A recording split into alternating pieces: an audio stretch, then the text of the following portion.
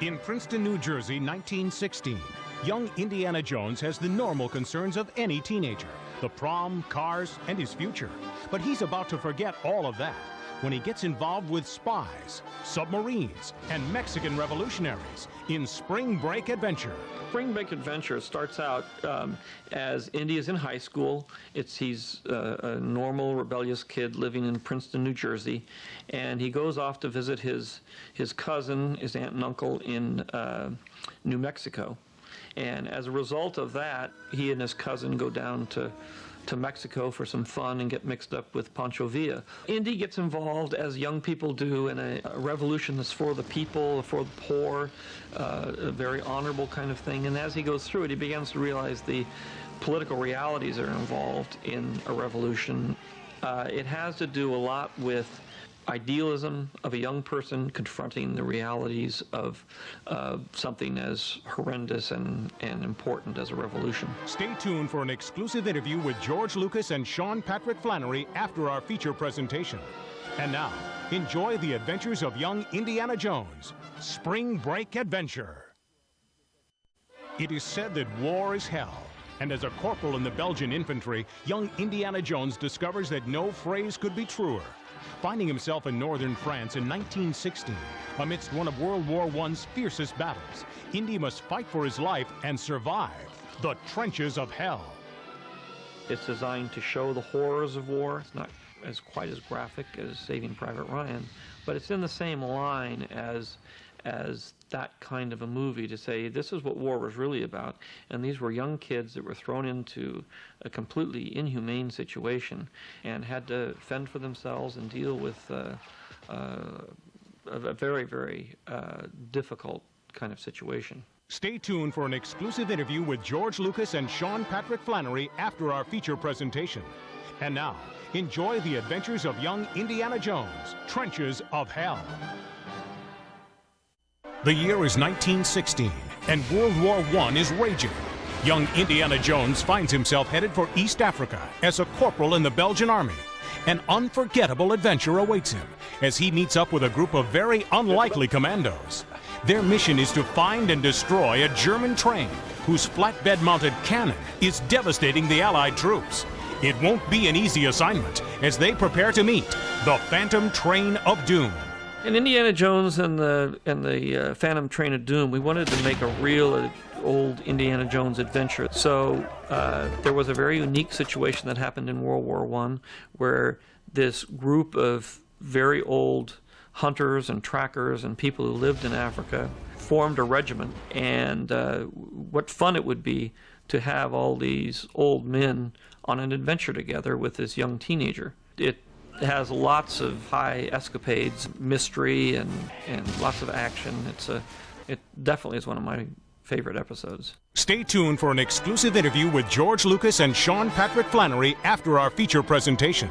And now, enjoy the adventures of young Indiana Jones, the Phantom Train of Doom. The year is 1916, and as a captain in the Belgian army, young Indiana Jones travels through East Africa on a vital military mission. But disease rages everywhere, and the cure depends on one profoundly inspiring doctor, Albert Schweitzer, a man the natives call Oganga, the giver and taker of life. It's a turning point in Indy's career, so to speak. It's when he goes from being a young, adventurous boy who is become disillusioned a little bit in battle. And this is where he finally meets somebody that explains to him a different perspective on life that has to do with compassion and caring about people and not fighting. It gives us a chance to deal with a lot of very important issues and with a very important man, Albert Schweitzer. Stay tuned for an exclusive interview with George Lucas and Sean Patrick Flannery after our feature presentation.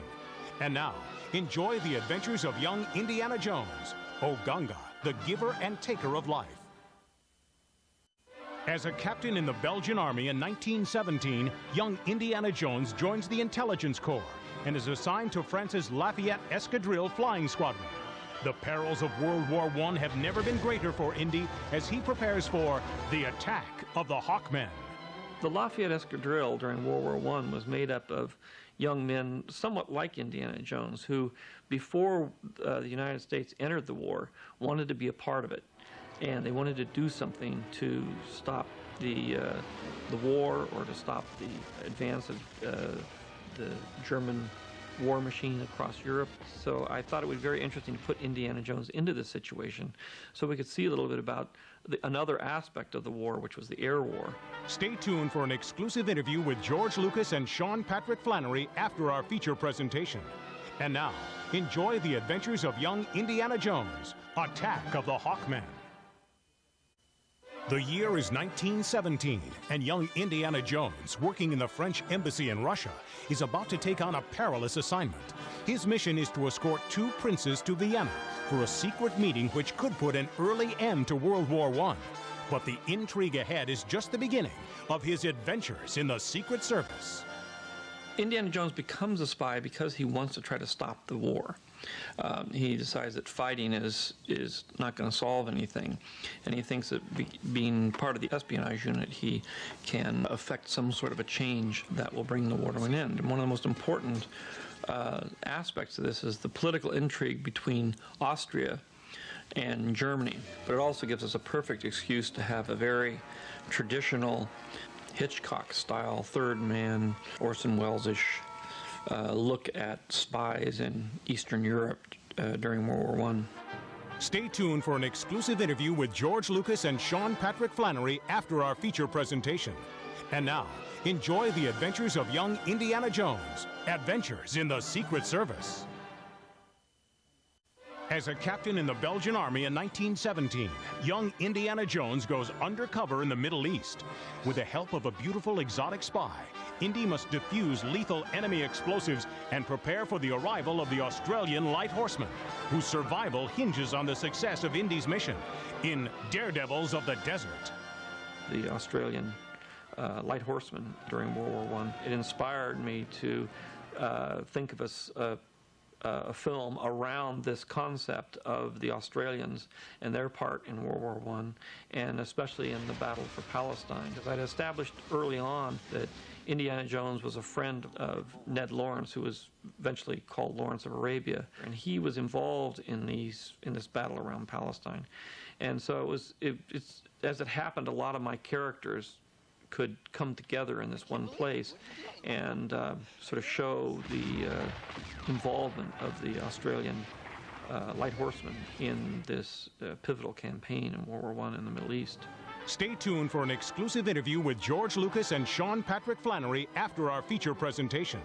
And now, enjoy the adventures of young Indiana Jones, Daredevils of the Desert. It is said that all's fair in love and war. But as a corporal in northern Italy in 1917, young Indiana Jones discovers how unfair both can be. After meeting a young writer who becomes a lifelong friend, Indy is transferred to North Africa to serve in the French Foreign Legion in Tales of Innocence.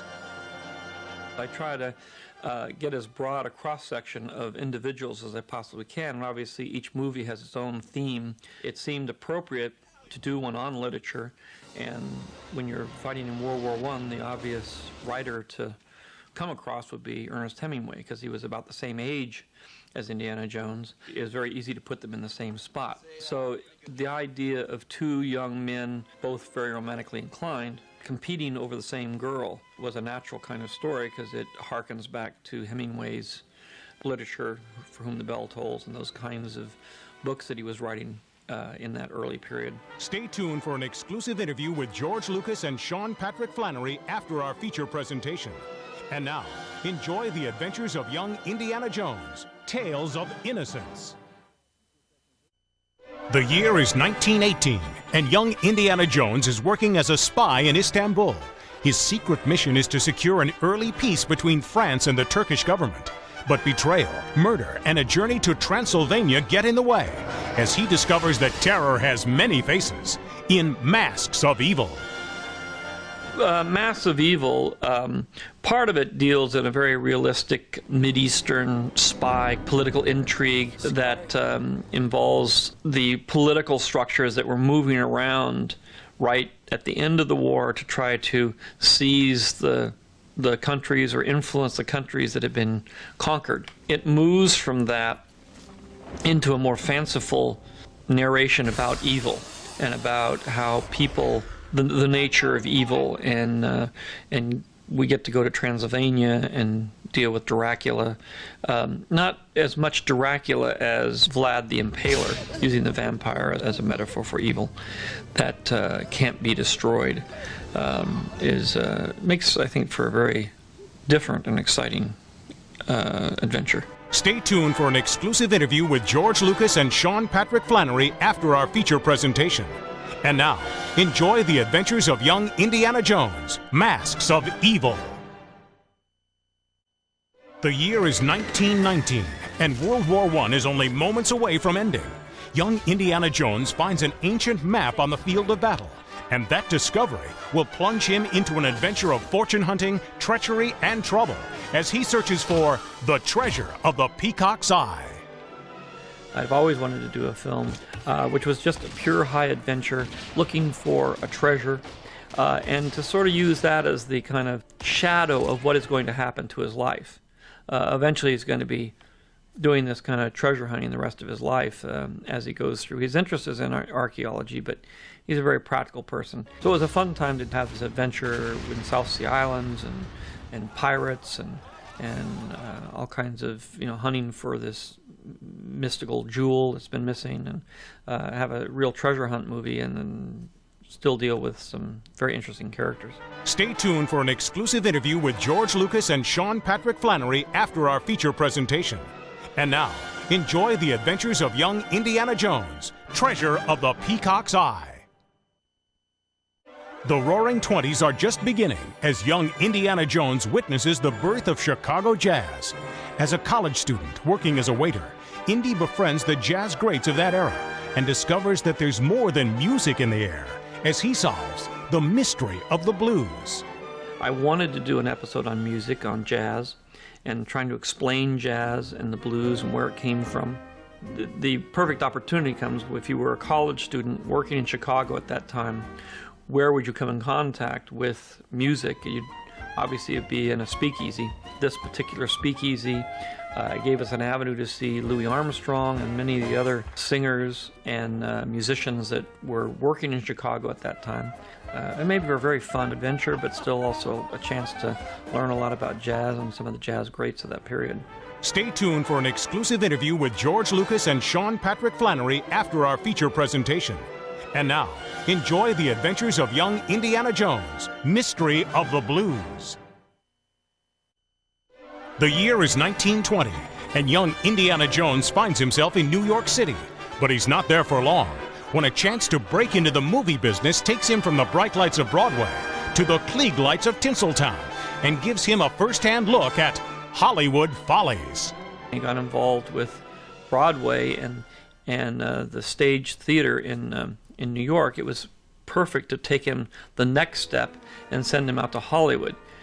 Trying to find a reason for that, it seemed amusing to put him on what I would describe as the other side of the fence, as the young studio executive is forced to shut down a movie because it's gone over budget. And the most notorious character for going over budget and being difficult was Erich von Stroheim. Stay tuned for an exclusive interview with George Lucas and Sean Patrick Flannery after our feature presentation. And now, enjoy the adventures of young Indiana Jones, Hollywood Follies.